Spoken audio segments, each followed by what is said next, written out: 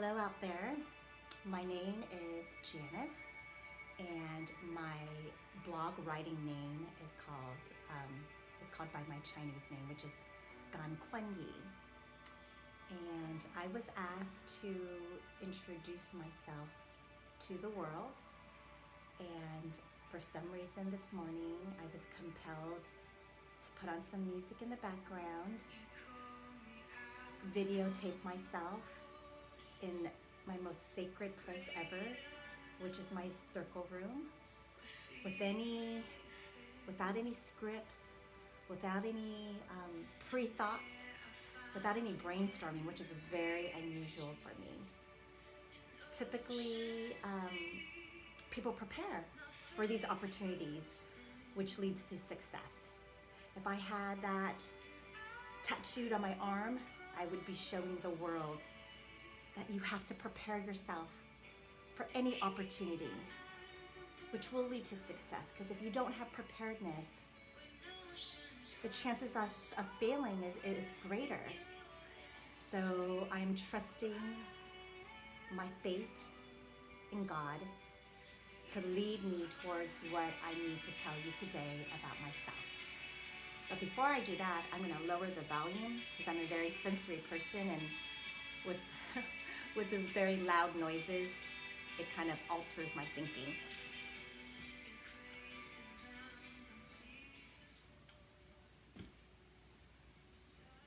Okay, I'm back. Like I said, this is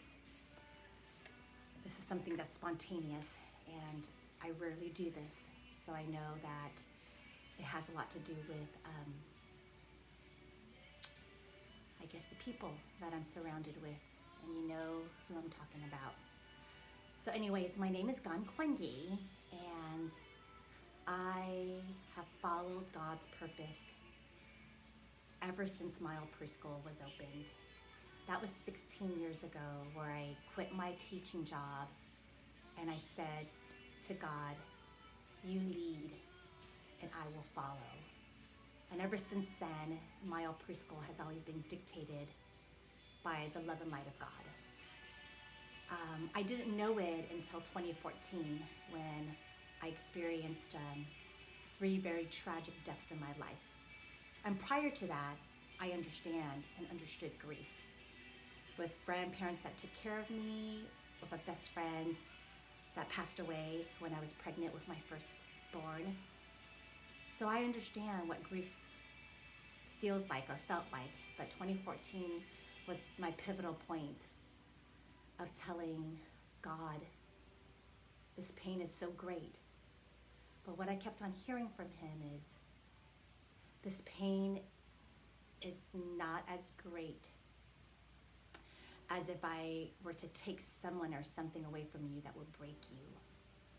This pain is for you to learn and go through this pain with a purpose. And your purpose is to serve others, because your empath and your compassion and your understanding for that feeling of pure grief is what you need in this ministry. Because how does one know what grief feels like if they never ever felt it, right? I will never ever be able to advise somebody who has gone through cancer, because I've never gone through it, and I will never pretend to understand it. However, with this type of grief, where I lost 3 important people in my life abruptly without having to say goodbye, leads me to understand what grief feels like and what it looks like. And so that was a really hard year, and the only thing that can keep me going was my faith, visuals, sparkles, and angels. And so with that, the Grief Share Candle Ministry came to be when my pain was so great and I needed a visual to get me through that intense wave. So lighting a candle was something that came to be, and I was so intentional and authentic in that moment that even that smoke that went up into the air represented my spirit reaching out to the people in heaven. the smell that filled, it was a very multi-sensory process where even the smell of the candles brought me to the point of smelling their sweet aroma, because everybody has that type of sweet aroma. And then being in control of blowing out the candle when I was ready, where when people left me, it was so abrupt. I never had a chance to say goodbye to my best friend or my grandparents or my mom or my doula, my pastor, my spiritual mother, all those. So with a candle, it's so controlling. I can say to myself, give me 5 more minutes. Give me 10 more minutes. And so the act of blowing out that light and seeing that smoke descend was something that healed me, and I knew that it had something to do with God. And so with that said, with the Grief Share Ministry, ever since 2014, I can't even remember the number, but to be able to serve 30 people or more with that type of visualization really puts purpose into my pain. I don't do big groups of grief share like counseling, because I, for one thing, am not qualified, and I would never say that I am qualified. Facilitating a group of people that have really intense emotions is something that my spirit and energy, I'm not mature enough for that. However, I am mature to say that I can deliver individual, heartfelt, authentic messages, kind of like in teaching. Individualized attention to meet the needs of that student is something that I embrace and I honor. And that's the same way with grief victims. Every story is different. And to have them gather in a small group is something that my spirit is not ready for. And if God tells me that that's where I need to be later on in the future, then I'll take it.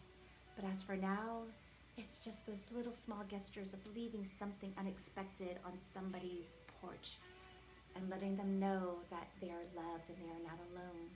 And then whenever they're ready to receive it, then they're in control of opening up that door and seeing it. I think in grief, we can't set a time and a day of when we feel that.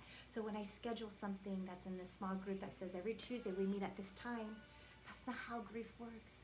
Grief comes in many different waves. And when the wave comes, it's intense. So no matter how much time goes on and you're still grieving the loss of somebody, whether it be 5 years or 10 years or even 1 year, when grief hits you, it's the same intensity. That's when the tears come out, and that's when you just need that candle. So that is Kwan. That is who I am.